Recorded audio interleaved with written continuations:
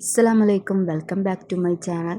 അപ്പോൾ ഞാൻ ഇന്ന് ട്രൈ ചെയ്യുന്നത് അടിപൊളിയായിട്ടുള്ള മഷ്റൂം മസാലയാണ്. ചപ്പാത്തിക്കും പൂരിയിലും പിന്നെ പൊറോട്ടൻ്റെല്ലാം കൂടെ കഴിക്കാൻ പറ്റിയ അടിപൊളി മസാല കറിയാണ്. അപ്പോൾ നമുക്ക് പെട്ടെന്ന് തന്നെ ഉണ്ടാക്കാം. ഞാനിവിടെ 4 മീഡിയം സൈസ് ഉള്ളി ചെറുതായി അരിഞ്ഞു വെച്ചിന്. പിന്നെ വേണ്ടത് ഒരു ചെറിയ തക്കാളി ചെറുതായി അരിഞ്ഞത്, പകുതി അളവിൽ ക്യാപ്സിക്കം, പിന്നെ ഒരു 9-10 അല്ലിയോളം വെളുത്തുള്ളി ചെറുതായി നുറുക്കിയത്, കുറച്ച് മല്ലിയില, പിന്നെ മഷ്റൂം എടുത്തിട്ട് നന്നായി കഴുകി വൃത്തിയാക്കിയിട്ട് അത് നീളത്തിൽ അരിഞ്ഞ് വെച്ചത് 250 ഗ്രാമാണ്.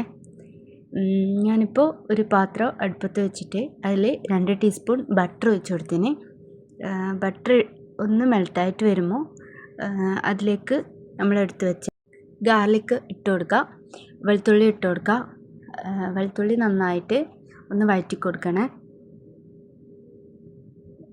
വെളുത്തുള്ളീൻ്റെ ആ ഒരു സ്മെല്ലെല്ലാം വരും. അപ്പോൾ നല്ലോണം ഒന്ന് വഴന്നാൽ ഒരു 1/2 ടീസ്പൂണോളം ചെറിയ ജീരകം ഒന്ന് ചതച്ചെടുത്തത് അതിലേക്ക് ഇട്ട് കൊടുക്കുക. അപ്പോൾ അതും ഒന്ന് 1 മിനിറ്റോളം ഒന്ന് വഴറ്റി കൊടുക്കുക.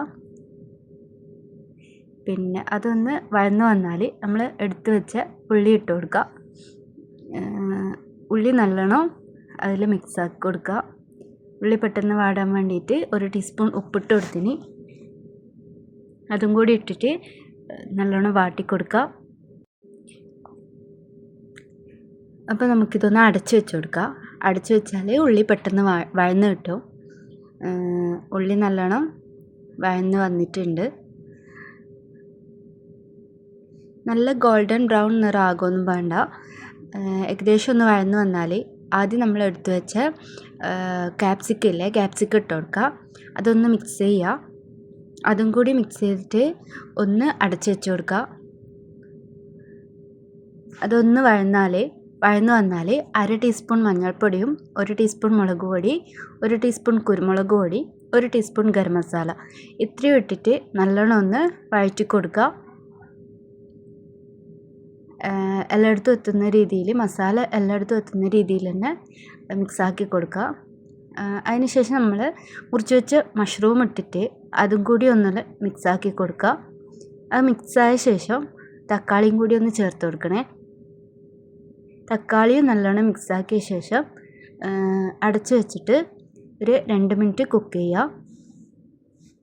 ഇതിൽ വെള്ളം ഒഴിക്കേണ്ട ആവശ്യമില്ല. മഷ്റൂമിൽ തന്നെ വെള്ളം പൊട്ടി വരും.